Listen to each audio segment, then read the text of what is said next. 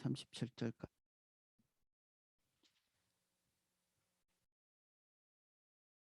제가 전체 내용을 읽어보겠습니다. 내가 그대목 광야에서 헤스본 왕 시온에게 사자를 보내어 평화의 말로 이르기를, 나를 내 땅으로 통과하게 하라. 내가 큰 길로만 행하고 좌로나 우로나 치우치지 아니하리라. 너는 돈을 받고 양식을 팔아 내게 먹게 하고 돈을 받고 물을 주어 내가 마시게 하라. 나는 걸어서 지날 뿐인즉 세일에 거주하는 에서 자손과 아르에 거주하는 모압 사람이 내게 행한 것 같이 하라. 그리하면 내가 요단을 건너 우리 하나님 여호와께서 우리에게 주시는 땅에 이르리라 하였으나 헤스본 왕 시온이 우리가 통과하기를 허락하지 아니하였으니 이는 내 하나님 여호와께서 그를 내 손에 넘기시려고 그 성품을 완강하게 하셨고 그의 마음을 완고하게 하셨음이 오늘날과 같으니라. 그때 여호와께서 내게 이르시되, 내가 이제 시온과 그의 땅을 내게 넘기노니 너는 이제부터 그의 땅을 차지하여 기업으로 삼으라 하시더니, 시온이 그의 모든 백성을 거느리고 나와서 우리를 대적하여 야하스에서 싸울 때에 우리 하나님 여호와께서 그를 우리에게 넘기심에 우리가 그와 그의 아들과 그의 모든 백성을 쳤고, 그때에 우리가 그의 모든 성읍을 점령하고 그의 각 성읍을 그 남녀와 유아와 함께 하나도 남기지 아니하고 진멸하였고, 다만 그의 가축과 성읍에서 탈취한 것은 우리의 소유로 삼았으며 우리 하나님 여호와께서 그의 모든 땅을 우리에게 넘겨주심으로 아르논 골짜기 가장자리에 있는 아로엘과 골짜기 가운데에 있는 성읍으로부터 길라까지 우리가 모든 높은 성읍을 점령하지 못한 것이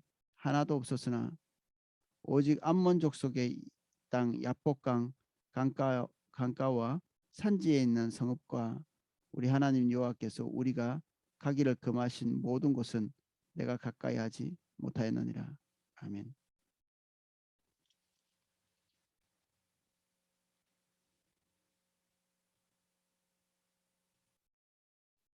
예, 내용을 살펴보겠습니다.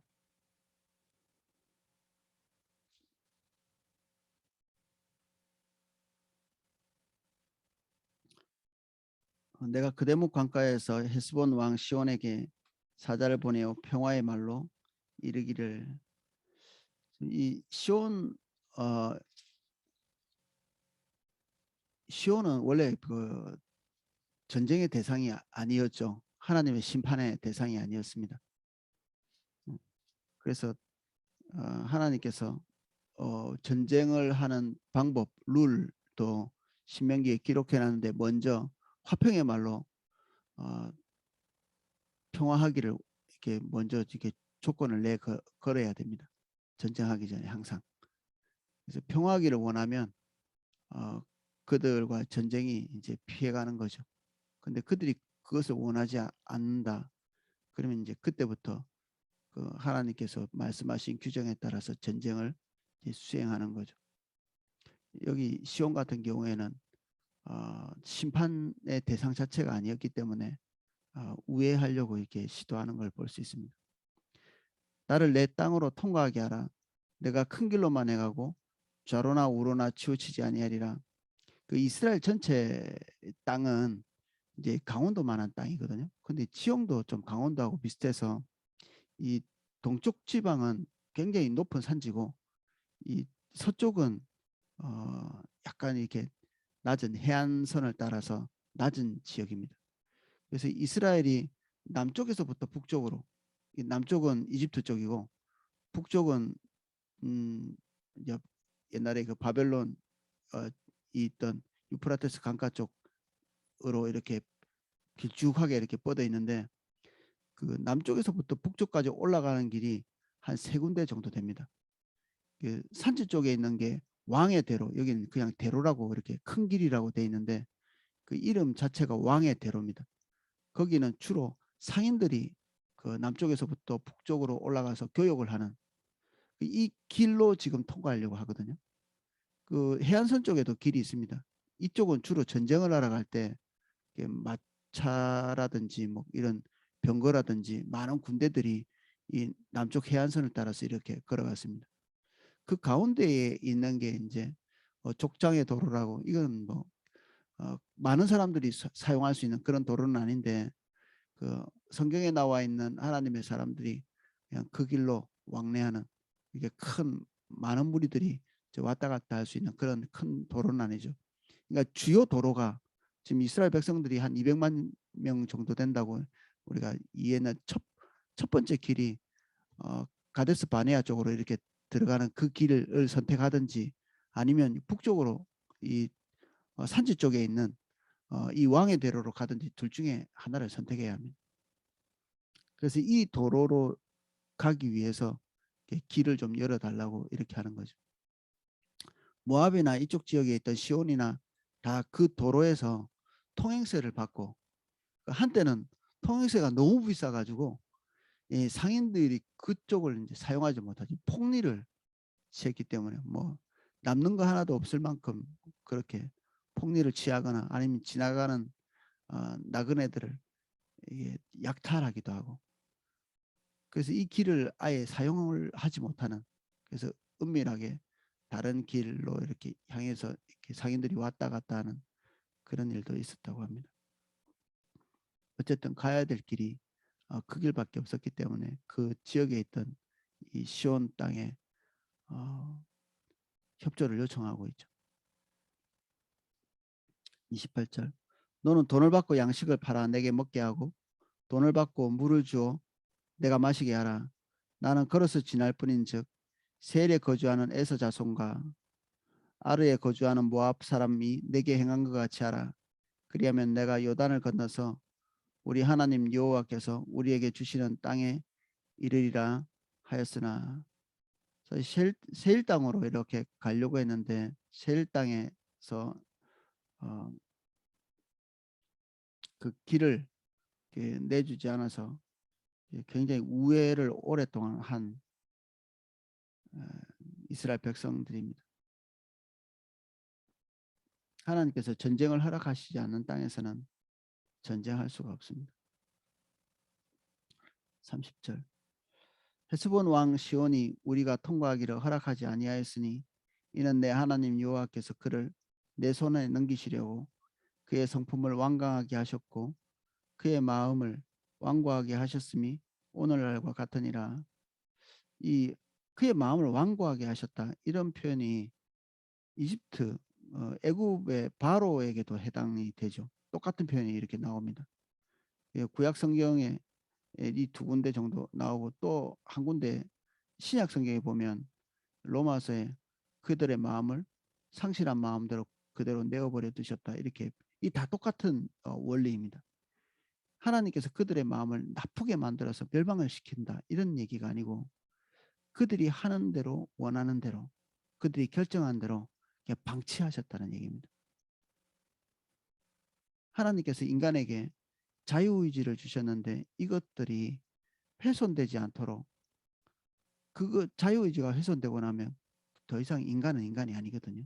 자유가 훼손되고 나면 이러한 것들이 훼손되지 않도록 하는데, 이 자유의지가 그들에게 도리어 그들의 멸망을 안겨주는 것이 될 수도 있죠.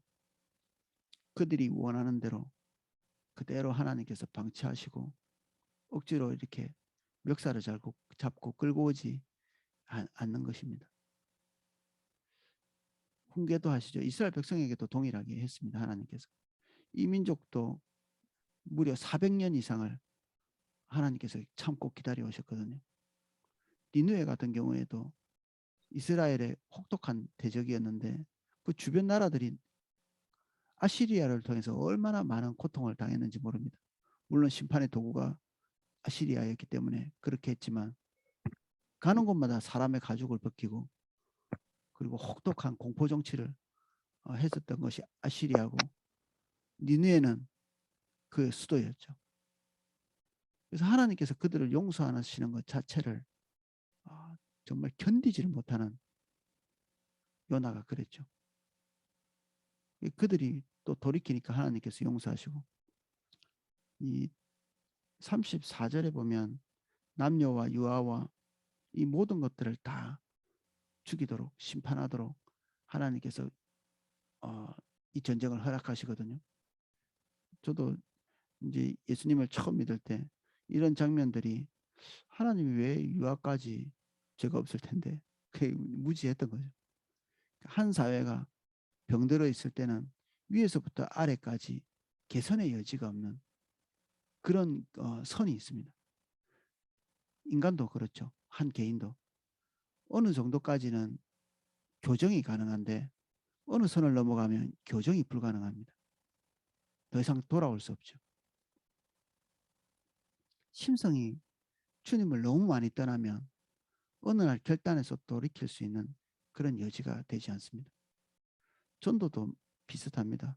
전도도 전도의 복음을 듣고 우리가 설득하고 그리고 권면하고, 그런데 그 자유의지가 선택하지 않기로 결정하면 우리의 노력들이 거의 헛수고로 돌아갑니다. 그래서 우리는 우리의 방법, 우리의 노력이 어느 선까지밖에는 갈 수 없다는 것들을 인정하고 수용할 수밖에 없습니다. 그래서 이스라엘 백성들 안에 주신 하나님의 법은 무한정은 아닙니다. 무한정. 악인에 대해서도 무한정 용서가 아니고, 그리고 하나님께서 열악한 상황에서도 그 높은 도덕성을 계속해서 요구하시는 게 아니라 그들이 인간다운 삶을 살 수 있도록 적정한 환경도 계속 베풀어 주시거든요. 인간이 어느 정도까지 자유의지 안에서 하나님을 선택하고 하나님의 인도를 따라가고 할 수 있는지 아시는 거죠. 그러니까 율법을 세우신 것입니다. 율법을. 그 룰대로 사회가 딱 이렇게 안정이 돼 있으면 율법대로 사는 것도 쉽습니다.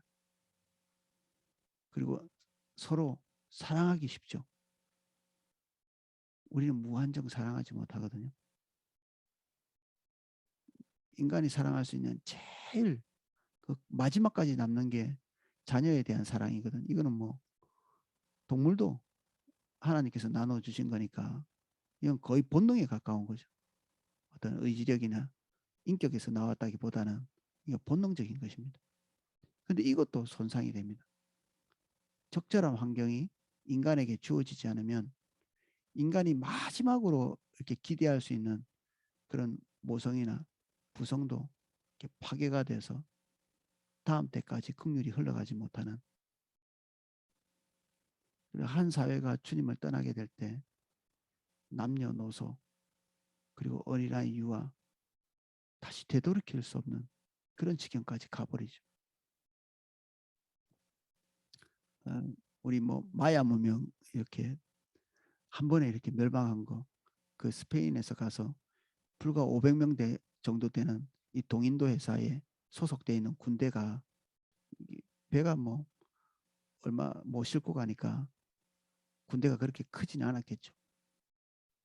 근데 수만 명 되는 사람들이 다 이 스페인 군인들한테 학살당했죠.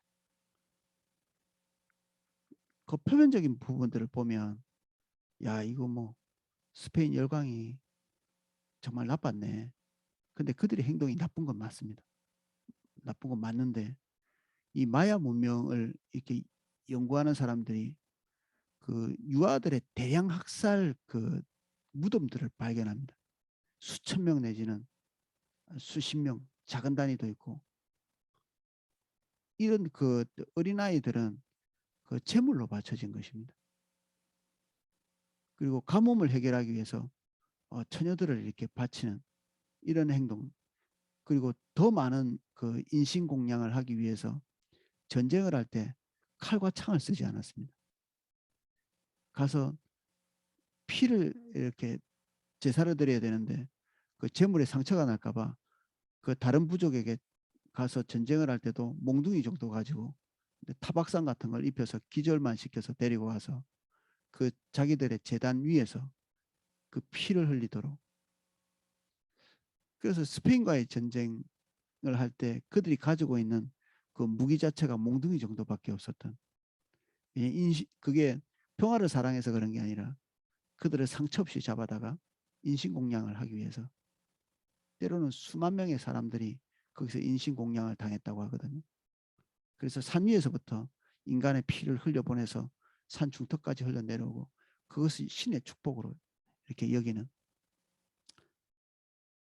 그러니까 이게 학살이 되기 전에도 어, 이런 피 흘리는 이게 불결한 그 행동을 통해 가지고 그들이 어마어마한 그 질병에 노출되면서 완전히 어느 날 갑자기 그 중남미의 마야 문명이 아즈텍 문명과 함께 완전히 100%다 그냥 멸망당하는, 이게 우리가 표면적으로 볼 때 하나님께서 너무하신 거 아니야? 이 심판이. 근데 그 이면 속에 인간이 가지고 있는 죄성은 그 하나님의 공의로움 앞에서 공의로움이 너무 약하다고 생각할 만큼 인간은 악하죠.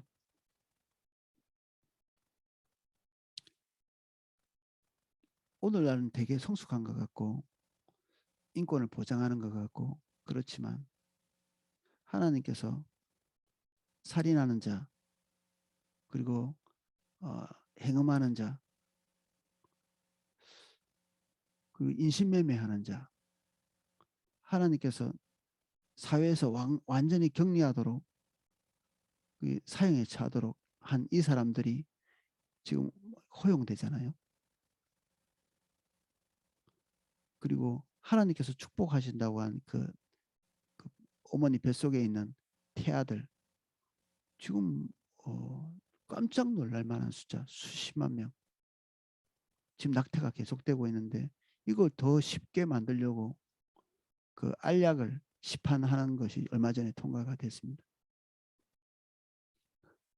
어머니 뱃속에 있는 태아를 쉽게 죽이기 위해서 만들어 놓은 이 약을 복용하는 그 표면적인 어, 내세우는 이유는 어땠든지 간에 여기에는 돈을 사랑하는 것이 이렇게 같이 포함되어 있죠. 인간의 탐욕이, 아까 그런 인신제사도 인간이 가지고 있는 탐욕, 그것을 이루기 위해서 분투하는 행위죠. 그게 성경 안에도 그런 인신제사라든지 인간의 탐욕이 할 수 없는 일은 없죠. 그래서 하나님께서 이스라엘 백성이 주신 이 공의로운 법들을 하나님의 신실하심을 신뢰하고 지켜나가지 않으면 인간이 인간됨을 지킬 수 있는 방법이 없습니다. 그래서 공의는 인간을 복되게 하죠. 사랑의 표현이죠. 공의 자체가.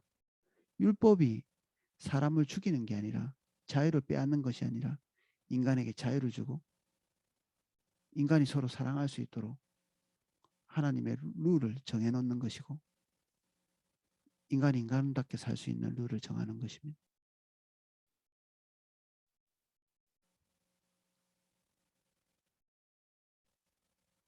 그래서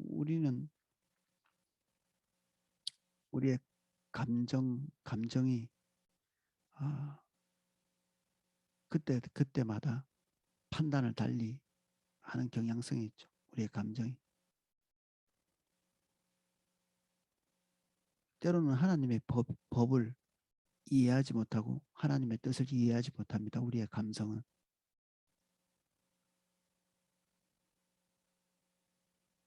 우리는 눈앞의 것에 반응하는 감성이거든요.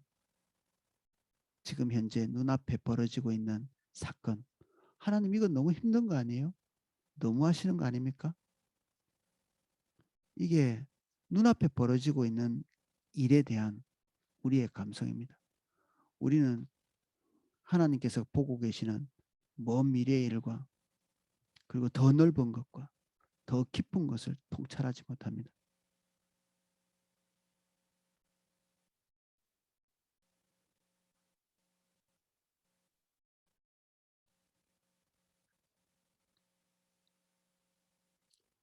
31절 그때 여호와께서 내게 이르시되 내가 이제 시온과 그의 땅을 내게 넘기노니 너는 이제부터 그의 땅을 차지하여 기업으로 삼으라 하시더니 원래는 심판의 대상이 아니었는데 마음이 완악하여진 이 민족들에게 하나님께서 심판을 허락하시고 그리고 이 땅을 이스라엘 백성에게 넘기겠다고 말씀하십니다.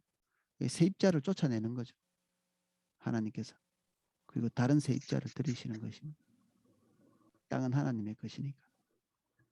시온이 그 모든 백성을 거느리고 나와서 우리를 대적하여 야하스에서 싸울 때 우리 하나님 여호와께서 그를 우리에게 넘기심에 우리가 그와 그의 아들들과 그의 모든 백성을 쳤고 우리에게 넘기셨다. 이런 표현들이 이 전쟁 전체가 하나님께 속해 있다는 걸 얘기하는 거죠. 지금 힘이 강한 자, 힘이 약한 자의 싸움이 아니라 하나님께서 그 땅을 심판하는 자, 심판하는 그 도구로서 이스라엘 백성들을 쓰시고 심판당하는 자와 심판의 도구가 되는 자. 네, 이것이죠. 강한 자와 약한 자 그런 얘기를 하고 있지 않습니다. 그때 우리가 모든 성읍을 점령하고 그의 각 성읍을 그 남녀와 유아와 함께 하나도 남기지 아니하고 진멸하였고 다만 그 가축과 성읍에서 탈취한 것은 우리의 소유로 삼았으며 이 탈취하는 게 고대 사회에서는 전쟁하는 주된 목적이었습니다. 탈취를 위해서 전쟁을 하는 것이죠. 근데 하나님이 인도하신 전쟁은 하나님의 철저하게 이런 부분들을 어, 제한을 걸어 놓고 있죠. 어떨 때는 아무 물건도 취할 수 없는 그런 성이 있습니다. 극악한 그 어떤 하나님을 너무너무 많이 떠난 극악한 사회에서는 물건 하나도 취해서는 안 되는 곳이 있습니다. 그런데 금속재 물건만 취할 수 있는 데가 있습니다. 취하는 방법은 이 모든 물건들을 불의로 지나가도록 살균처럼 완벽하게 이렇게 그 살균한 다음에 그 쓰고 짐승들은 쓸 수 있는 곳이 있습니다. 짐승들은 가질 수 있는 곳이 있습니다. 어떤 곳에서는 사람도 이렇게 분간해서 살려두기도 하고 그러죠. 심판의 경중이 있는 것이죠. 심판의 경중.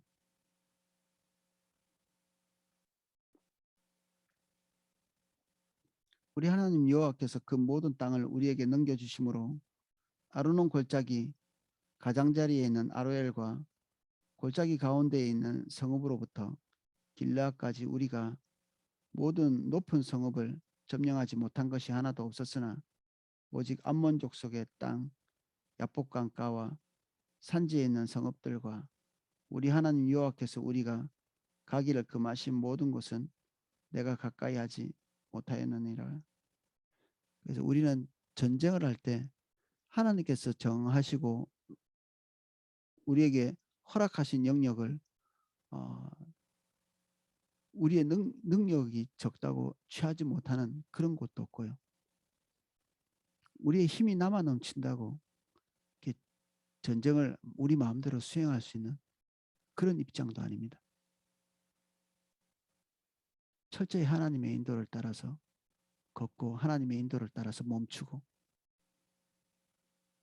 그래서 하나님의 뜻을 관철시키는 그런 과정이 영적 전쟁, 전쟁이라고 표현하기도 그렇지만 우리가 우리 인생 전체가 이러한 구조를 가지고 있죠. 우리 개인의 유능함에 달려있지 않고 하나님의 뜻에 따라서 순종하는가 그렇지 않은가. 그리고 한 가지 더 위험한 것은 우리가 하나님보다 더 착한 척하는 것입니다. 우리가 하나님보다 더 자비롭고 하나님보다 더 관대하고 하나님보다 더 지혜로운 척하는 것. 그래서 우리는 하나님께서 말씀하시는 것이 있지만 우리가 우리의 인생을 결정하고 우리 자식의 인생길을 결정하고 우리 주변의 이웃들의 삶을 우리가 알아서 판단하죠. 주님께 묻지 않고 우리에게 자원이 있는 한 우리의 기분에 내킬 때는 무한정 공급하는,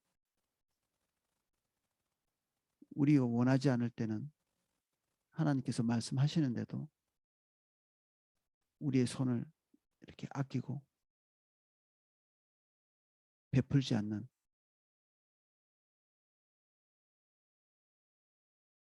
우리는 우리의 양심이 어떨 때는 신이 되어 있는 경우가 있습니다. 우리 양심이 적절히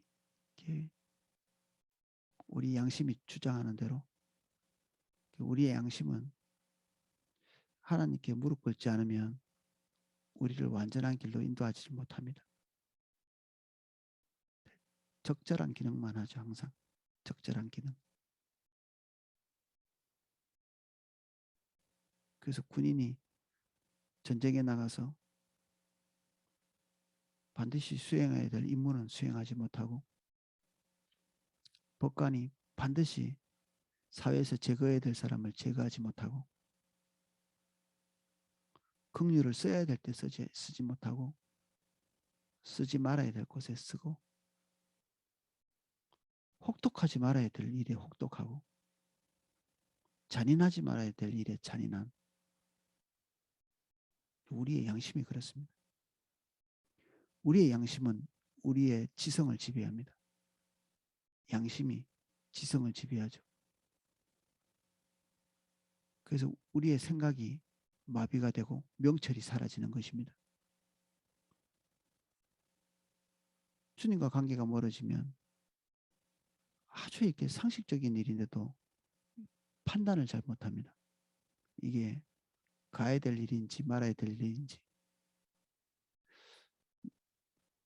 저도 가끔 이렇게 담임 목사님에게 가서 상담을 요청할 때가 있습니다. 저도 도대체 이게 어떻게 해야 될지 잘 모를 때가 있거든요. 눈앞이 캄캄하고. 담임 목사님한테 이렇게 가서 상담을 이렇게 할 때 뭔가 이렇게 대답을 이렇게 주실 때가 있는데, 그때 제가 깜짝 놀랄 때가 있습니다. 그 대답을 듣고 나면 그제서야 이런 별로 어렵지도 않은데 이걸 왜 몰랐지? 이제 듣고 나면 저도 얼마든지 판단할 만한 그런 일이었더라고요. 근데 이게 영적인 일이죠. 영적인 일. 주님께서 우리에게 주신 명철이 있으면 아주 쉽게 판단할 수 있는 건데, 주님을 떠나면 도무지 판단이 서지를 않습니다. 어려운 일이 아닌데, 어려워서 판단을 못하는 게 아니라 하나님께서 우리에게 주신 빛이 없어서 보이지 않는 것입니다. 보이지 않는 거죠. 이 방에 지금 불이 켜져 있는데 꺼지는 순간 캄캄하죠. 아무것도 보이지 않습니다. 여기가. 뭐 물건 하나 집으려고 해도 그것은 거의 뭐 불가능하게. 근데 빛이 들어오는 순간 별것도 아니거든요. 아무것도 아닙니다. 뭔가 보고 판단하고 행동하고 하는 게 별것이 아닙니다. 하나님의 빛이 한 사회를 비출 때 사실 상식적으로 그냥 돌아가게 돼 있습니다. 상식적으로. 사회 구조가 어땠든지 정치 구조가 어땠든지 상관없습니다. 누가 통치하든지 상관이 없고. 근데 한 사회가 주님을 떠나게 되면 백약이 무효합니다.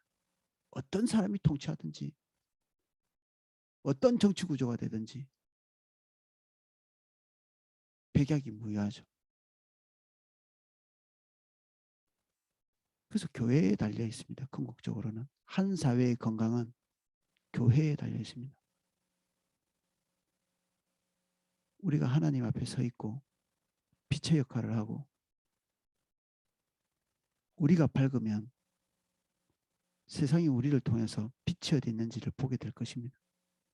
사실은 이스라엘 백성들이 그 일을 했어야 됐었습니다. 이 어두운 이 고대 사회에 빛이 되었어야 되는 그런 사람들이죠. 지금 우리가 그 기능을 맡고 있습니다. 세상 사람들은 이스라엘을 볼 때 희묘한 지혜를 가진 백성으로 보았을 것입니다. 율법대로 행할 때. 세상이 우리를 볼 때 기묘한 지혜와 정결함과 거룩함을 가진 것으로 볼 것입니다.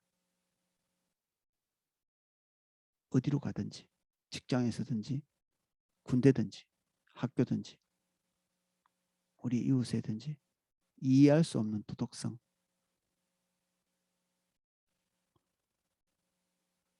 그래서 구원의 길이 거기서부터 열리죠. 우리는 바리새인들에 대해서 좀 이렇게 간과하고 있는 부분이 있습니다. 유대인들에 대해서 우리가 좀 부정적인 이미지가 있을 수 있습니다. 근데 복음이 한창 전해질 때 많은 로마 사람들이 유대인의 율법, 그 율법을 행하면서 살아가는 다신교를 믿는 그들과는 달리 유대인들이 가지고 있는 그 유일신, 그리고 그 법에 따라서 살기 위해서 분투하는 이러한 것들 때문에 이 이방인들 헬라 사람들이 많은 사람들이 경건한 자가 되었습니다. 이 경건한 자라고 하는 것은 유대인이 아닌데 유대교로 전향한 사람들을 말합니다. 당연히 그거 가지고는 구원받을 수 없죠. 그런데 사도 바울과 초대교회가 주 복음의 포커스로 삼은 것이 이 유대교로 전향한 헬라인들이었습니다. 그러니까 당연히 이 유대인들과 충돌이 있을 수밖에 없죠. 그 나름대로는 그런 배경들이 있습니다.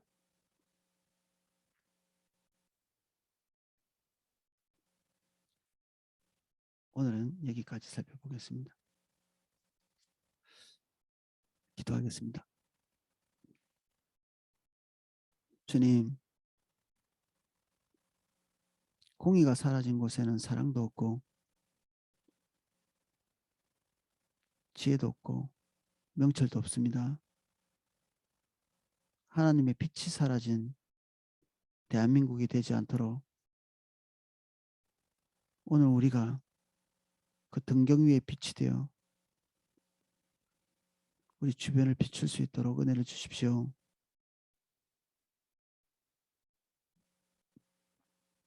이 사회가 상식적인 것도 판단할 수 없는 어두운 곳이 되지 않을 수 있는 유일한 방법은 교회가 빛을 비추는 것입니다. 그 어떤 정치 지도자도 어떤 통치 원리도 사회 시스템도 빛이 아닙니다. 모든 믿는 자 안에 있는 예수 그리스도 성령께서 빛이 되십니다. 그 빛이 우리에게 온전히 비춰 등경 위에 등불되게 해주십시오. 세상의 빛이 되게 해주십시오. 세상을 두려워하는 자기 중심적인 자세와 태도를 이제 멈추고 주님의 인도를 따라 우리의 걸음을 옮기는 저희들 될 수 있도록 축복해 주십시오. 완전을 행할 수 있게 해주십시오. 적정선에 멈춰 있지 않게 해주시고 완전으로 행할 수 있도록 저희를 인도해 주십시오.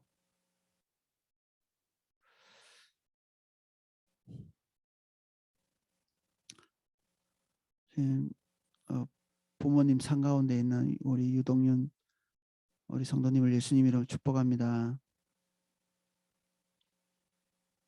이 장례 기간 주님께서 하나님의 임재로 덮어주시고 하나님의 긍휼을 베푸사 이 기간이 도리어 주님께 더 근접하게 되는 그런 시간 될 수 있도록 도와주십시오. 하나님은 성도의 죽음을 귀히 여기신다 말씀하셨습니다. 이 성도의 죽음이 또 다른 하나님의 공의를 세우는 시간 될 수 있도록 축복하여 주시옵소서. 주님은 모든 어둠 속에서도 당신의 뜻을 세워가십니다.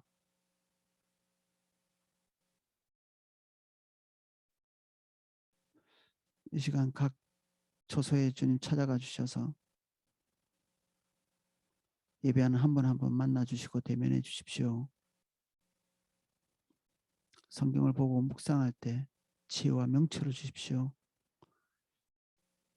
주님께서 그 모든 것들을 조명해 주셔서 모든 것이 쉽게 보이게 해주시고 상식적인 것이 되게 해주십시오.